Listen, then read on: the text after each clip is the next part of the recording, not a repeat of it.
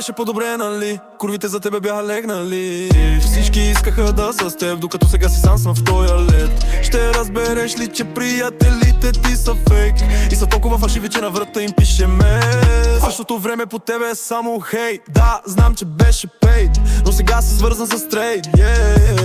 Никой не те иска, камо ли пък някоя миска. Може би от това да трябва да се отречеш и да станеш просто леш. Кома е беш.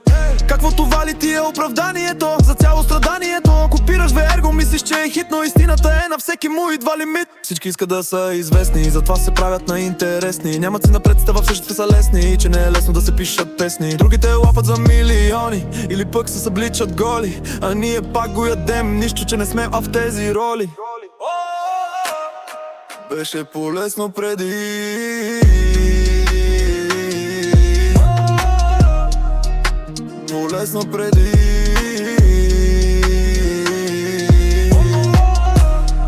Беше полезно преди,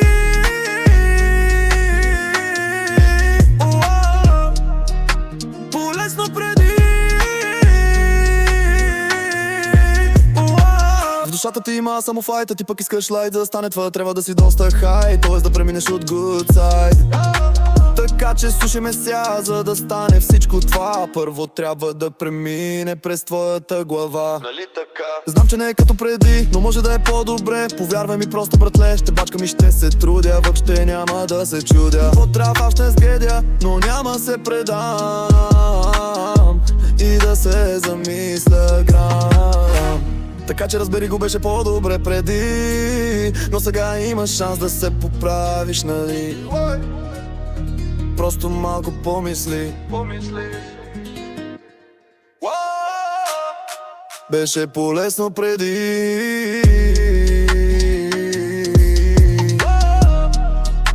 полезно преди.